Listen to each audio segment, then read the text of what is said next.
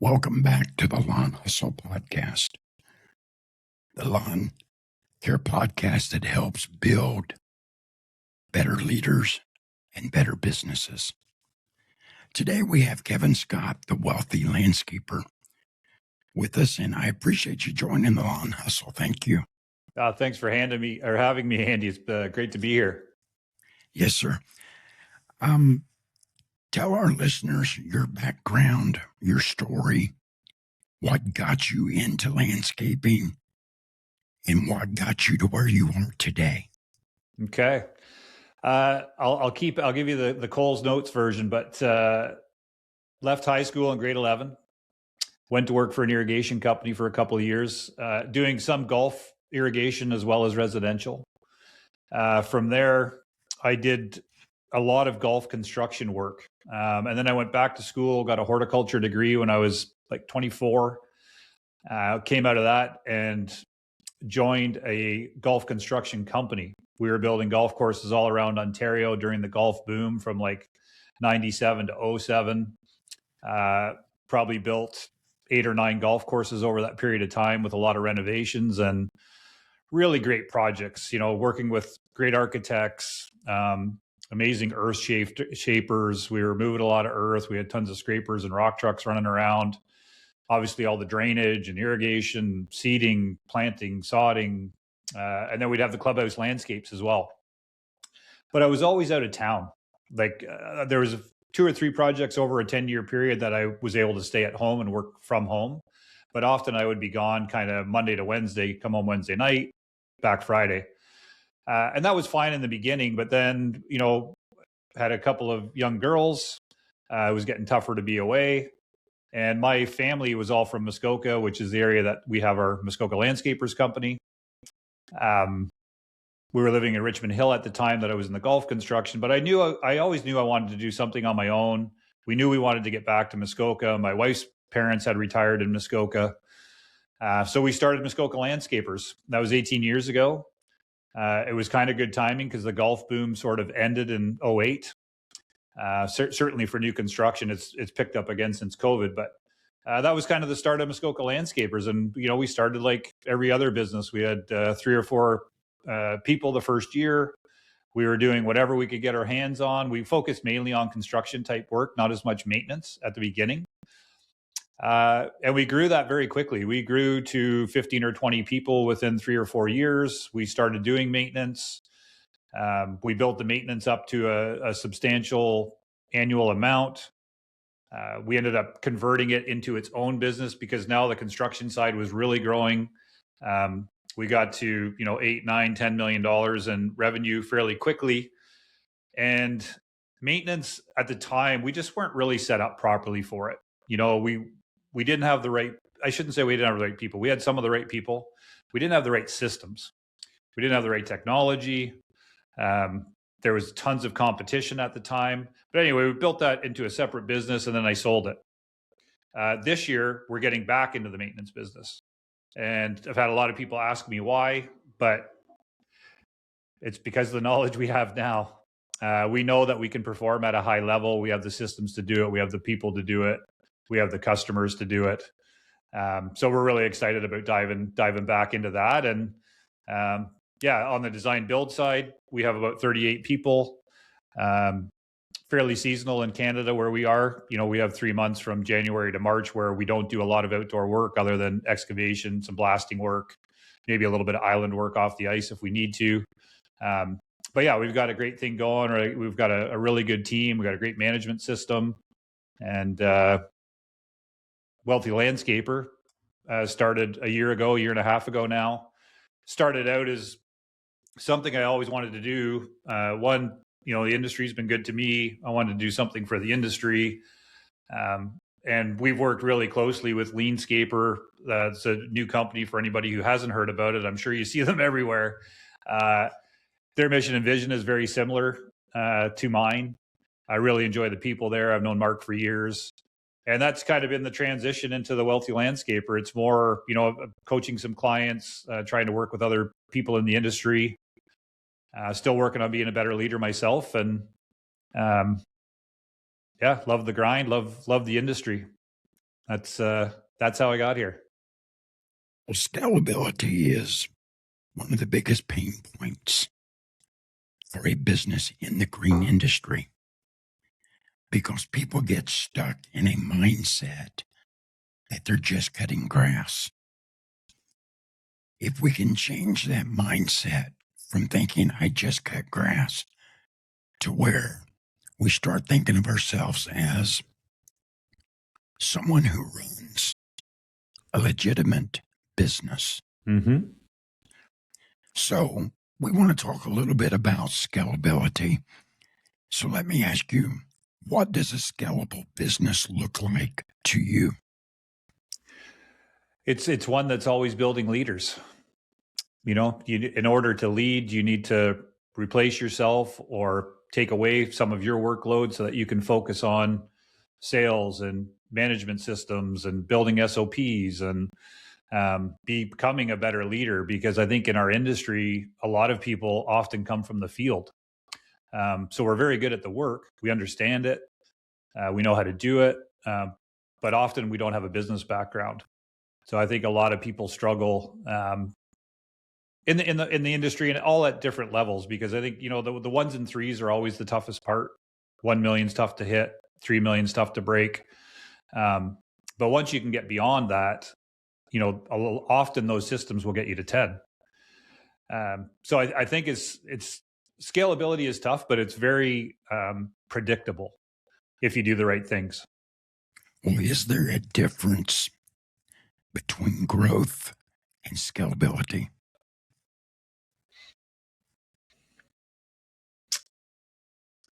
Yeah, I think a little bit of it. You know, a company can always have growth or plan for growth. It doesn't necessarily mean that they're scaling. You know, you can have growth by conserving waste. You know, I think a lot of companies overlook waste. We've been working on it for 3 or 4 years now, and I can say for sure it has improved our net by 5 or 6%. But it's work, and you know, the sooner people start looking at waste as cash, and whether that's inefficiency in routes, the wrong equipment, the wrong people, the wrong systems, there's 50 or 60 things that can add up to be waste. Breaks are too long, coffee's too long in the morning. You know, there's all these things that add up to a dollar amount at the end of the year. And I think when people really start focusing on those, they can grow their business without having to add people, just by being more efficient. So I think that's one of those things too. Like, I think when companies get to 1 million, they should really take a bit of time to focus on waste, you know, maybe even prior to that. You know, but it's an ongoing thing that needs to be reviewed every year and talked about at every huddle. And so, yeah, I think there's a difference. Scalability, you're more planning to grow, you know, and you're going to do that through adding people, adding customers, whether it's construction or maintenance. But yeah, that'd be my 2 cents on the difference. Well, you can be busy and not be profitable. Been there too. And I think a lot of businesses are at that point in the green industry because we know how to stripe out a yard. We know how to edge a driveway and a sidewalk, to trim the hedges, to install mulch or river rock. We know how to do the work. But I think sometimes we get stuck in that thinking that I'm just cutting grass. You know, I'm not really doing anything more.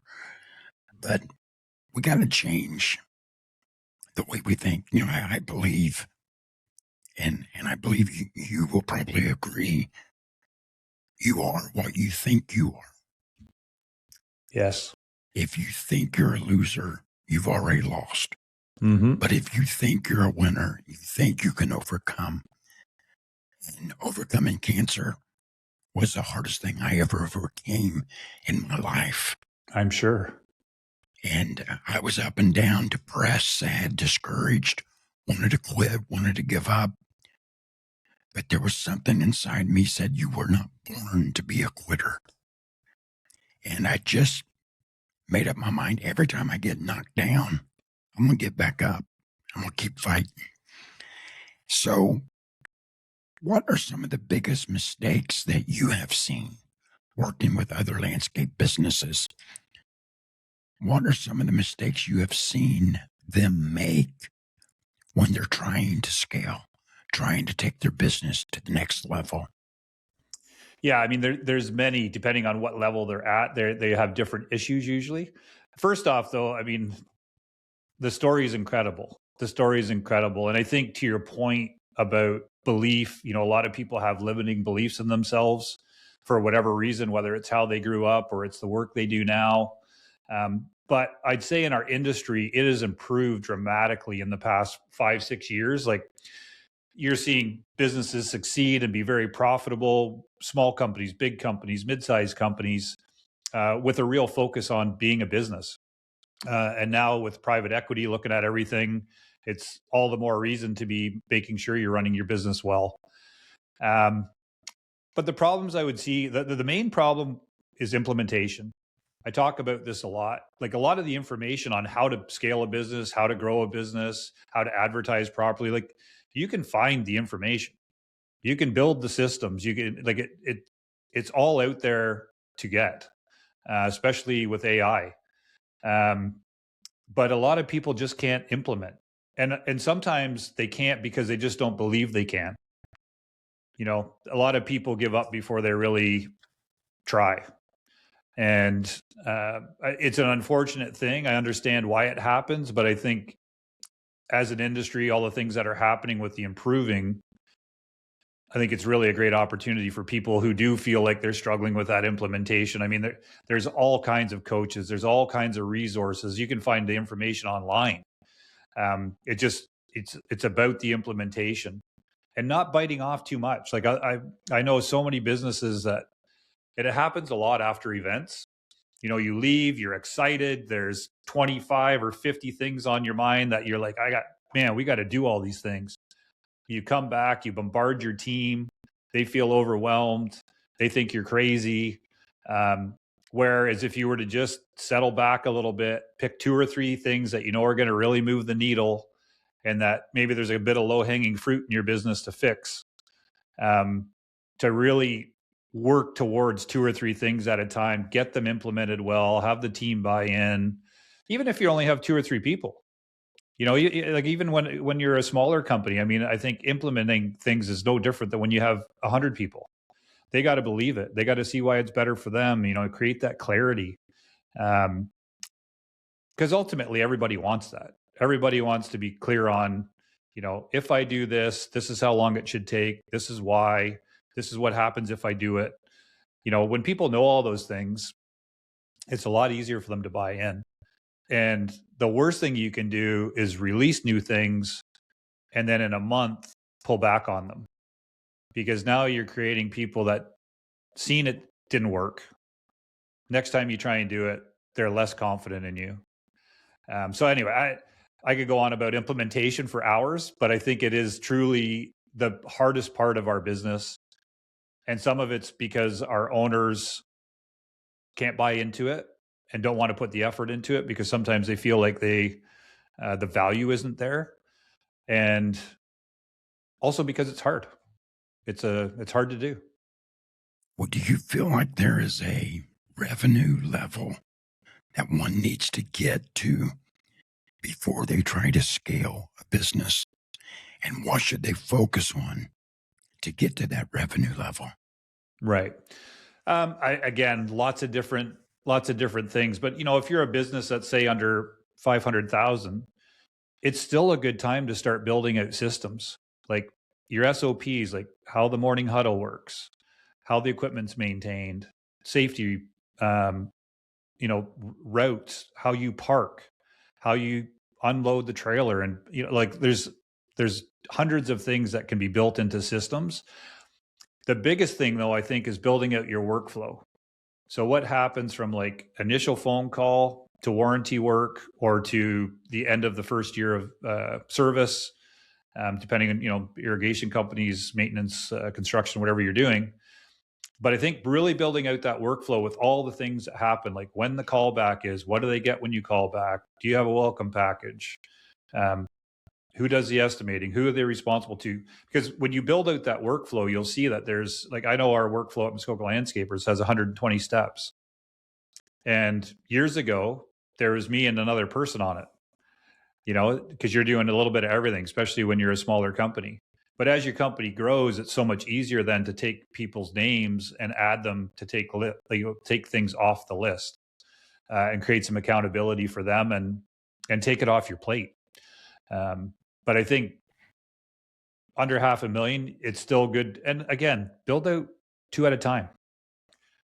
Get the team to use them, walk them through it, get them to help you build it. Like, that's one of the biggest things with implementing. If you have your team help you build out an SOP for them, they generally have much better buy-in.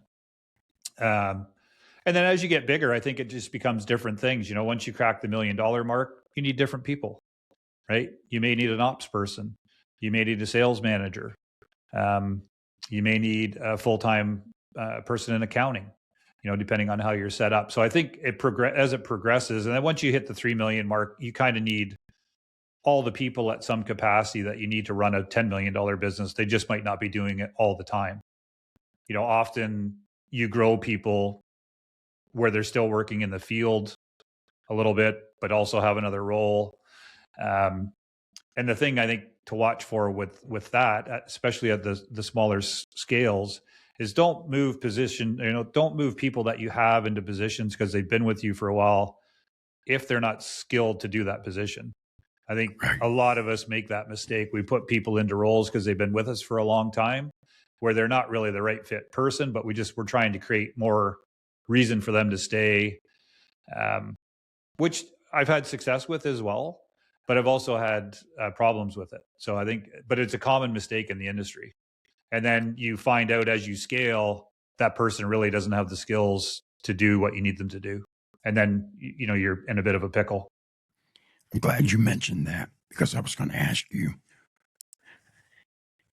when a business gets to the place where they realize they can't do it all by themselves and they need to hire someone, what is the best position to hire first? Office help, a manager, more field technicians? What do you think we should hire first when we get to that point where we're ready to scale? I think it's 2 things. One is hire somebody that's better at you than your weakest point. Like, whatever you're weak at, hire somebody to do that. That's good at it. I think that's a big key. The other thing is hire somebody that can really take things off your plate. Often we get worried, or we make the mistake, and I've made this mistake many times too. You hire somebody to do a role, they're not really doing the role, so you're still getting dragged back in. So you got to make sure you hire well too, pay what they're worth. And often we get into this spot where we think, well, if I just had another mower or I just had another excavator, people can get their head around that. They have a hard time going, I got to pay that guy $70,000 a year or $100,000 a year or whatever the number is for things I'm already doing, but not realizing that person may not do it the same way as you do. They're likely going to do it better. And the increase in your enterprise value by having them is dramatic, because now you're able to focus on all these other things that you now have time for. You start getting people that come in and take 30 or 35 of your hours off of what you were doing. Man, you could really move the needle, right? And I think that would be the other comment is who can move the needle the most first, whether that's an accountant, maybe a CFO, ops person, could be a salesperson. I think whoever can move the needle the most, and I would say wherever you think you're weakest, that's the person you need first. Because for certain companies, it's different, right? If you're somebody who really loves the sales and accounting portion and you're good at it, you may want to hire an ops manager. You may want to hire somebody to do something that you not necessarily don't like to do, but don't feel you're really passionate or good at, and fill that gap with somebody who's strong.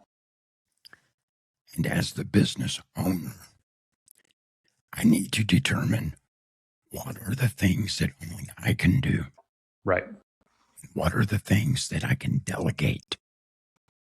And that could determine what kind of hire you hire to begin with when you go to scale your business. And when you begin to build that team, you start buying back your time. And it frees you to do what only you can do and to work on your business and not in your business. And to be able to go to those birthday parties. When I first started, I had no help. Right. I was missing my kids' birthday parties. I was missing family cookouts, reunions. And I made up my mind one day when my wife said, everyone asked about you, where you were. And I made up my mind. I'm tired of building and working so hard to build this business that I'm failing to build a life. And my wife and I have been married now for 36 years.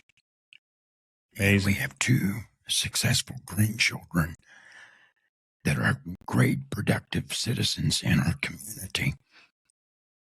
But I had to realize there's some things that only I can do. And there's a whole lot of things I can delegate. And at this point, I need to hire someone. And I think if people will start thinking about building a life instead of just building a business, it can direct them in the direction that they should go for their business.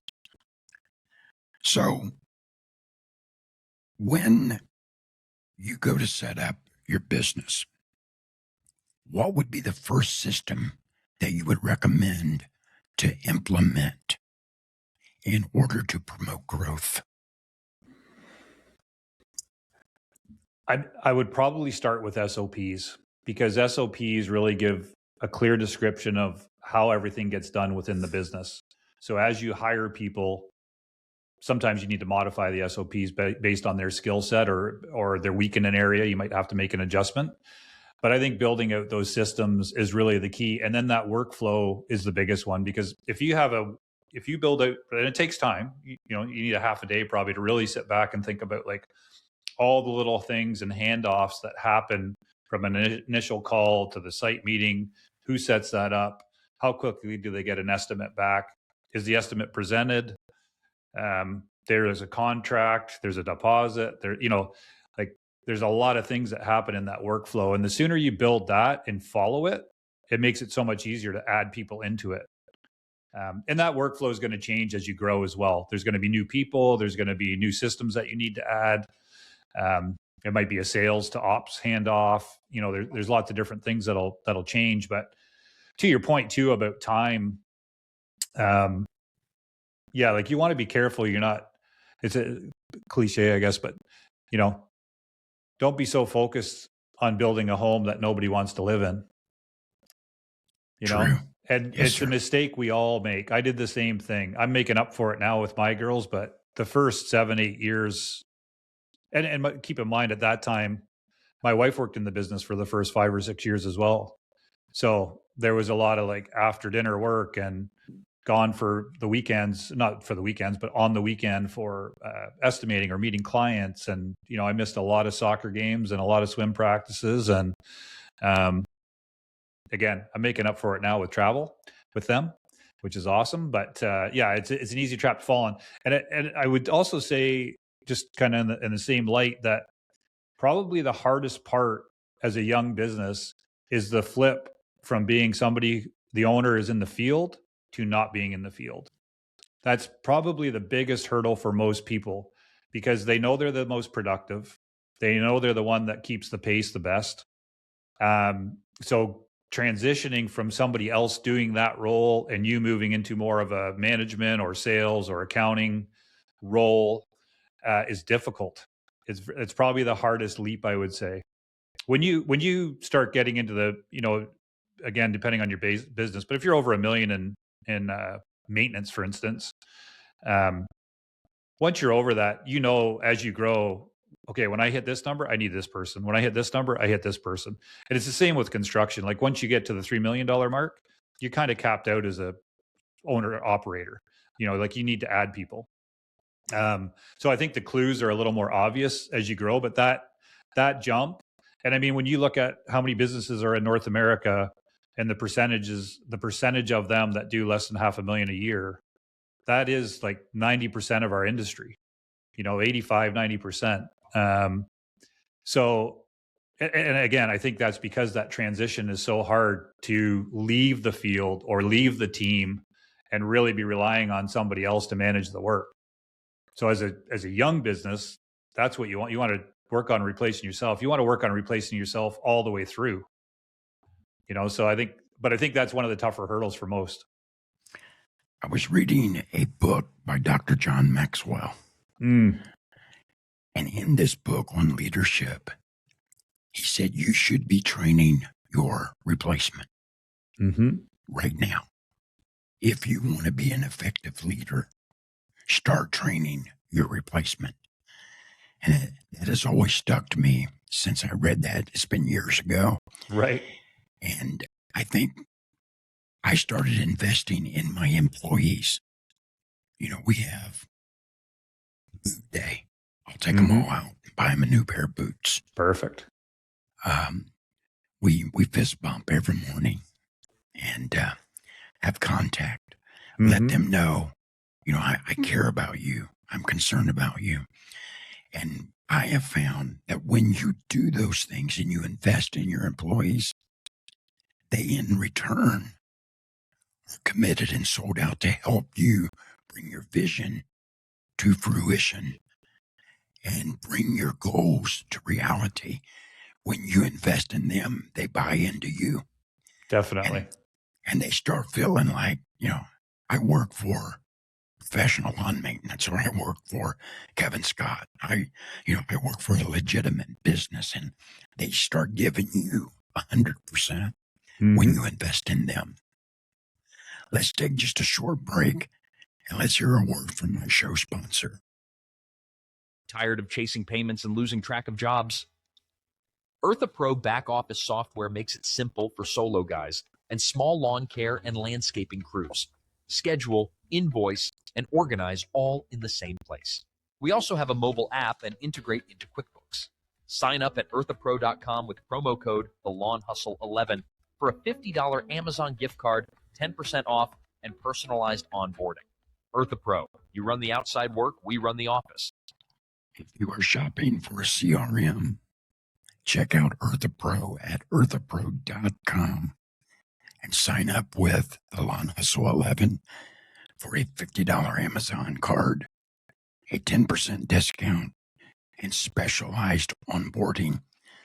We've been talking about scaling and growing a business, and I feel like I have one of the authoritarian voices on this subject on my show today. And I want to ask you, should owners focus on profit or growth first? I mean, they kind of go hand in hand because you need the funds, right? You need the funds to grow, or you need the capital to grow, one or the other. And what we were talking about before the break there too, with the team, I think that is probably the most dramatic change we've had in our business. It was probably 6 or 7 years ago where we were I wasn't the leader I am today 7 or 8 years ago. And I was a bit naive, very naive. But we used to be profit, customers, team. Now it's team, customers, profit. And when we flipped that and really started making our focus on our team and trying to drive up wages and pension plan and benefit packages, and we have so much less turnover, like very little. Like this year, we have everybody back from last year, and we're adding 3 people. And culture is so big, and that's just when you were talking about that, Andy. That's a hard thing too as you grow. Right. The culture is much easier when you're a group, especially if you're a group that you're still working with the team. It's a lot easier to have good conversations. You kind of all really know each other well, because at break, you're talking about what you did last night and your kids or your wife or whatever it might be. And often you become really good friends. But as you grow, it gets trickier. But it's more just about real clarity, making sure that everybody's clear on what their role entails, what they do when they improve, what they can move to when they improve, how they improve, like what are the steps they need to make. So yeah, I think when you really have that clear vision, it makes a dramatic difference on how everybody feels and how everybody moves. And I don't remember the original question now. Well, what you said was great. Okay, perfect. Oh, it was growth versus profit. Yeah. Yeah. I think they go together. In that same book I was telling you about by Dr. Maxwell, he made another, I think it's a profound statement. If you think you're a leader and no one's following you, you're just taking a walk. So I want to be a leader in our industry where I develop people that follow me because I have a vision, because I have set my goals. They're smart goals, they're reachable goals, they're trackable goals. And with all of that being said, what KPI or what key performance indicator should a business try to develop first in order to help them scale?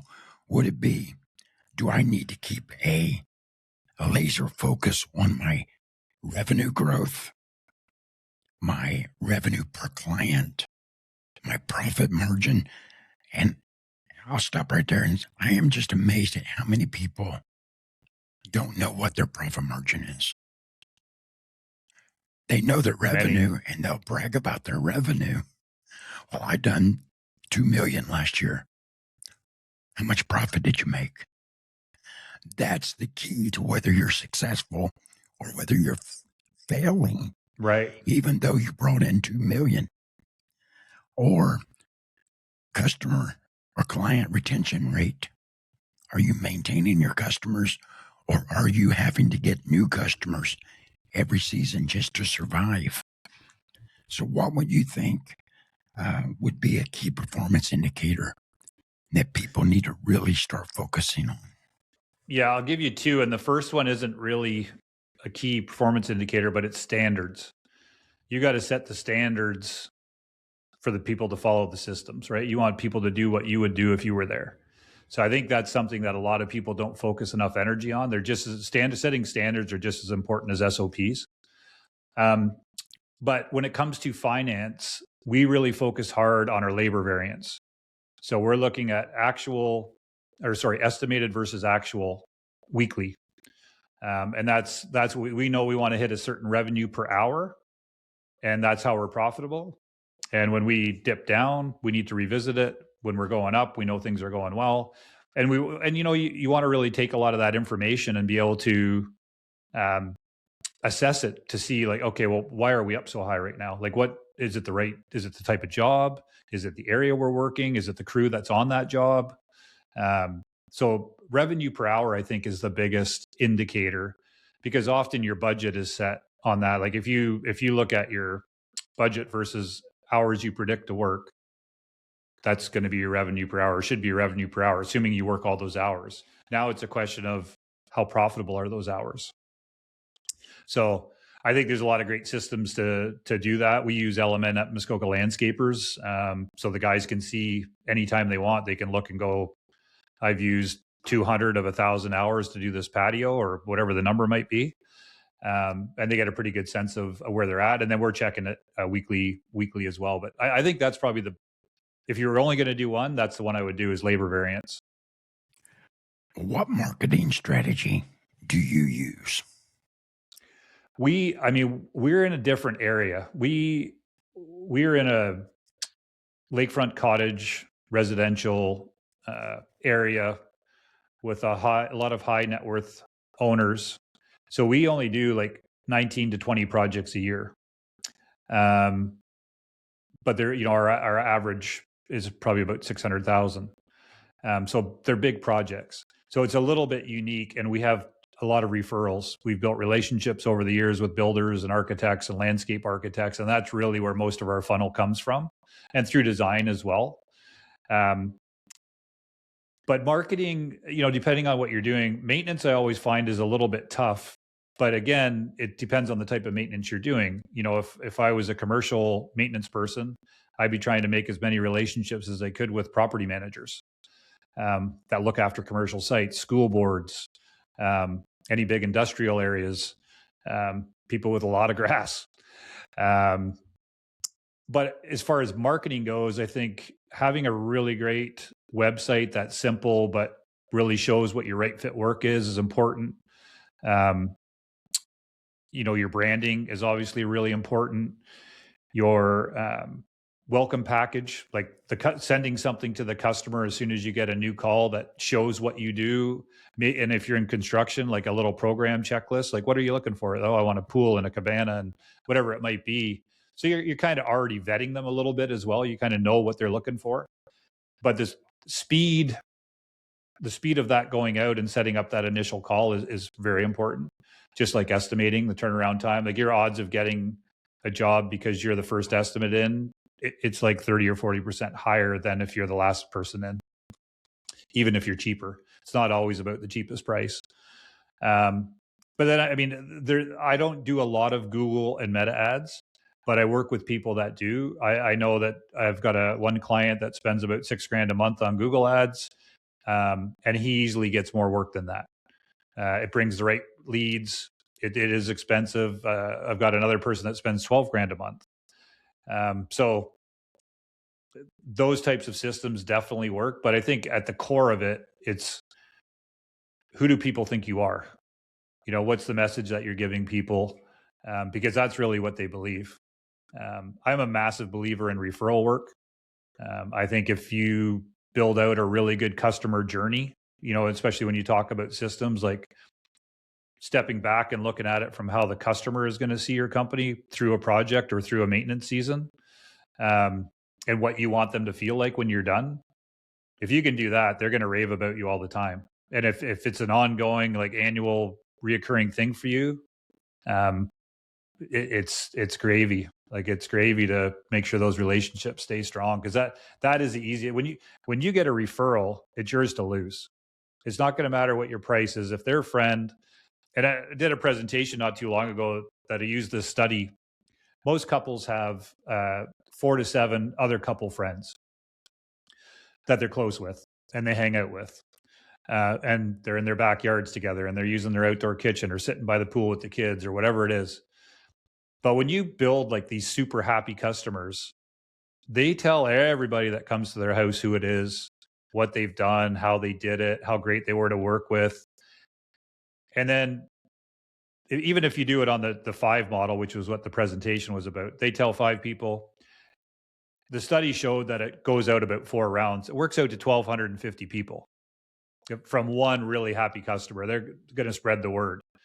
It works the other way too, which is also important to remember, depending on logistically where you are. Word travels fast, and bad news usually travels faster. So, but yeah, outside of that, I think it's just really about showing people who you are. That word of mouth is sometimes the best form of advertisement. It's incredible. And I wear shirts and hats, and has my logo all over it and everything. My truck's logoed. And I was in the post office waiting to get some stamps. Mm-hmm. And a little lady tapped me on the shoulder. When I turned around, it was a little elderly lady.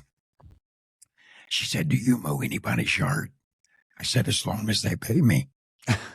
And I was just making a joke with her. She said, "Well, I want you to give me an estimate." I said, "Sure."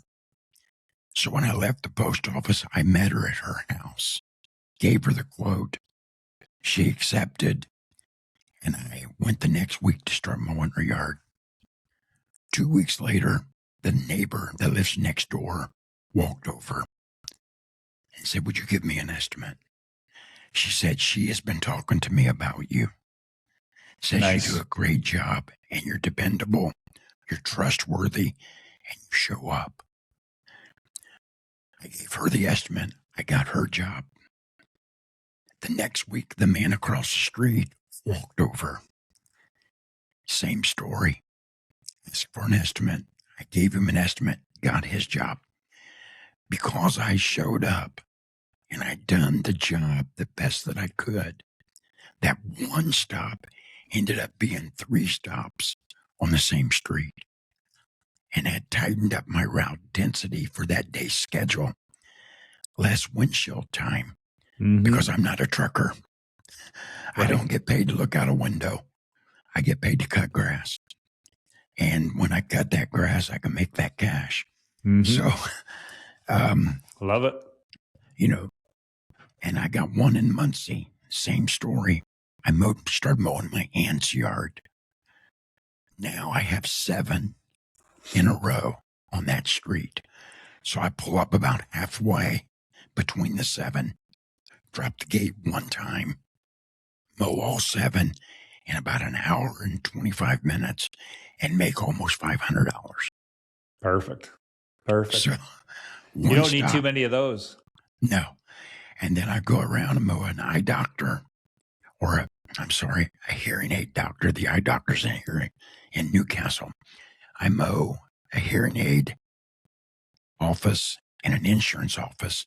It takes me about 10 minutes to mow both of them because they're on a busy street. The yards aren't very big. Right. But because I have a minimum, I'm not dropping my gate for less than 65.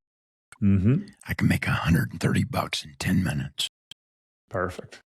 So, but it's that word of mouth. I would have never got all of those jobs if someone wasn't happy with the job that I got. Right. And they start talking. And you're exactly right. Sometimes that word of mouth is the best form of advertisement. Often when you get an area like that too, you can actually do it for less. Yes. When you start adding that many 7, 10 people on the same street, you can make it more affordable for them a little bit as well and just lock in, especially if you're doing quality work. People love it. Well, because my gas in the truck has decreased. I mean, I'm still using the same amount of gas to mow all 7 of them, but I'm not traveling back and forth. I'm not paying helpers to ride in the truck. I'm not, running from here and there trying to make the same amount of money. I'm right there, one stop, mow 7 yards, almost $500 into the business. And we leave very happy because we made a lot of profit on those 7 jobs. I'm sure. So let me ask you this. What is one system that our listeners should implement right now if they want to grow and scale? Is it a CRM? Is it route density? Is it some kind of client retention program that they have? What would be some good advice for our listeners that they can put into action right now to help them grow? I think there's a lot of things. I would say number one, something that tells you what your revenue per hour is. A system, a software, something that you can look at it whenever you want and see, yes, we're doing it on time or for less time, or we're running over on everything. That gives you all the information you need to make better decisions and know if you need to adjust your rates or if you've got a slack crew or whatever. I think that's probably the biggest ones. A company that has scale or has, maybe they have 3 or 4 crews running around or they're doing construction. We use an email tool it's free. It's called the 5. It used to be called the 4 at 3. It was something LMN came out with years ago, and we've kind of adopted it into the 5 at 3. But it asks every crew at 3 o'clock 5 questions. What did you get done today? What are you doing tomorrow? What's slowing you down? What do you need from me, meaning the management? And we put sub trades on ours because we deal with a lot of sub trades. So it's more just to get them thinking about what they're doing, what they need from us. Is anything slowing them down?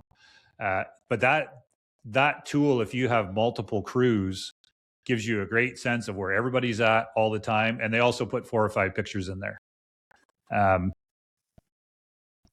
So yeah, I think there's lots of little tools that make improvements really quickly. You just got to use them. And there's so many great apps and software out there too that can tell you everything you want to know. Well, I want to be mindful of your time. I know you're busy. I appreciate you coming on the show. We're right at our 45-minute time frame. So let me try to wrap this up with this. Finish this sentence. If I want to scale, I must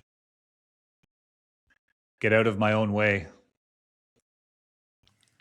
Many people are just like the owner's the bottleneck. You know, especially as companies do start to scale, because when you're, and I went through this for years too. You were the person doing everything when you started.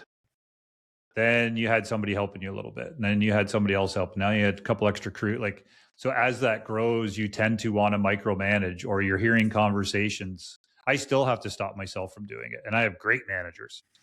But often I'll be hearing a conversation that's happening in the office, and I'll still be putting my 2 cents in and slowing down that process. And they were likely going to come up with the same solution.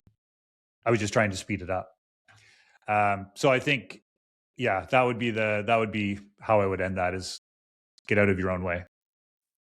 That is so good. Well, Kevin, I really do appreciate you taking time out of your day to share with our listeners on some profitable, tangible information to help them scale and grow. I wish I had something like this when I first started my business. Yeah. Something Me too. that could have guided me and maybe helped me not make as many mistakes as I did, because I made my fair share. Sure. But I really appreciate you. I thank you. And I wish you nothing but success. And until we talk again, keep growing, keep making a profit, and keep hustling. Thank you for joining the Lawn Hustle. Thank you, Andy. It was great to meet you, and look forward to doing it again one day. Well, I'll tell you, like Tony Rudolph told me, when he meets someone, they're friends for life. So you're stuck with me now. Sounds good. All right. Well, I appreciate it. Thank you. And have a great week. You as well. Take care. Okay. Bye-bye. Bye-bye.